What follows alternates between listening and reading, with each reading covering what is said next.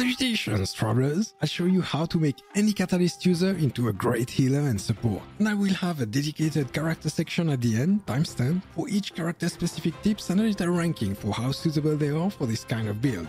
But why? So Genshin has a lot of healers. Why would you want to make a non-healer into one? First, availability. For example, how to get a Geo healer for resonance and buffs when you don't have Zhongli and you want someone to support your Ito that doesn't require a lot of field time like Mheal. Healgguang can do that for you. Second, suitability. Sometimes a weird healer build is actually your strongest option, or enables a particular composition or frees up a character for another team in Abyss or Heaven, like Tankfei enabling heals, shields and buffs and completing your Pyro Resonance in one slot. And last, but certainly not least, compatibility. Look, meta is nice and all that, but for many travelers, playing with characters we enjoy is what it's all about. The option to make a damage dealer into a healer support gives you more flexibility to fit your favorite character into your teams. An extra point, just fun and diversity. Instead of running Bennett for the millionth time, have some fun, try a Kleeler. Requirements. There's only one to get started, at least one copy of Prototype Amber. This is a crafted catalyst and you have access to the recipe by default by heading to your favorite blacksmith. If you do not have one and no billets to craft one, check this guide to find all available billets currently in the game. Artifacts to use with it. Now, artifact sets are very subjective, so I will list all the options you should consider and my opinion on them. Noblesse is always a great set to have in the team, and the support is often the best person for the job. This is my favorite default choice unless I already have a carrier in the team or my carry doesn't benefit from attack. Maiden's Beloved will give you a considerable buff to your healing if you feel like you need more. I think this is overkill most of the time and a missed opportunity to have your healer bring more to the table. I do not recommend it, but it does the job if you like blocking with your face.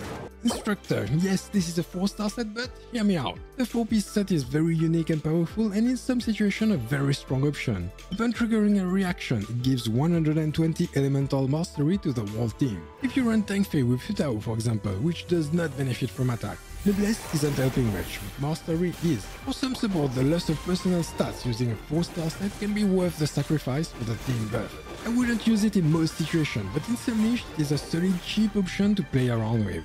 The Exile and Scholar, 2 more 4-star sets, same logic as above but to energy battery your team. And again, I wouldn't use it in most situations, but it might be just what you need for your niche comp.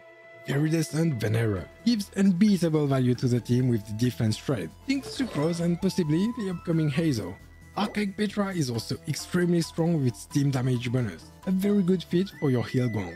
Tenacity of the Millelith is another niche set. The 4-piece effect is very strong but restrictive. A support Kokomi can make good use of this one. Ocean-Hued Clam is not recommended. The prototype healing alone, even with the 2-piece effect, is not enough to make good use of this one. A healer can use it to great effect, but that requires field time and is a completely different build than what this video is about. And of course, you're free to use standard elemental sets if you'd rather keep some damage on your support, or use a combination of 2-piece sets for the raw stats. But who? Alright, you get the gist of it. Equip the prototype Amber and a buffing set to accompany it. But who is actually good for this type of build? Well, I go over each catalyst user, ranking them from S to B.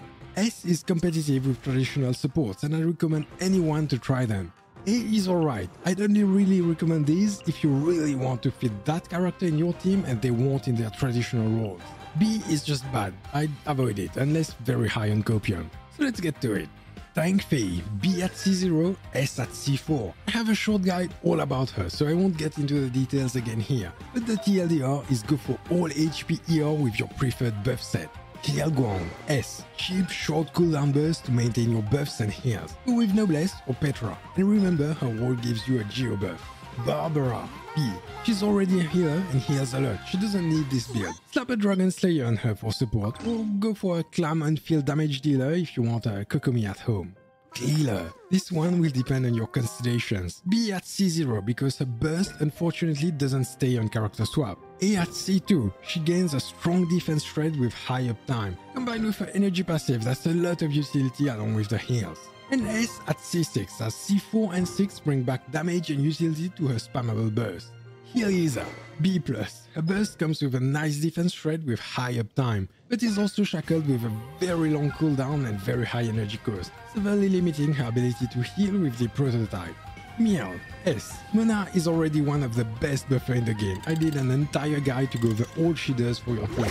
Huge damage amplification, a field hydro application, utility with a taunt, spammable burst with CC, and gets ridiculous if you have constellations. C1 adding a 15% damage bonus to reactions, and C4 a 15% crit rate buff. A spammable burst is also great to maintain set effects like Noblesse. And none of these depend on her personal damage. All you have to do is to swap to a prototype and burn your standard support mana to have an amazing healer packed with great utility. Kokomi. No rank. I go over her because she's a catalyst user, but she's already a healer and prototype is one of her standard weapons, so really nothing to add here, just standard Kokomi. No CI. B. Just don't, unfortunately. Her burst is obscenely expensive with a ridiculously long cooldown, and she doesn't bring any utility or buffs aside from C4. Sucure. A. She does bring a ton of utility, but for this build specifically, her burst has a very long cooldown with high energy cost, and she does not bring any kind of shield or damage mitigation, making her very lacking on the heal aspect. However, you wouldn't change anything from her standard support build aside from swapping her weapon, so it's very easy to swap her back and forth in situations where you only need that little bit of heal while still bringing all her utility. I wish you like guides like this that explore less usual alternatives in the game. Subscribe and check the one at the top right. Until next time, farewell, travelers.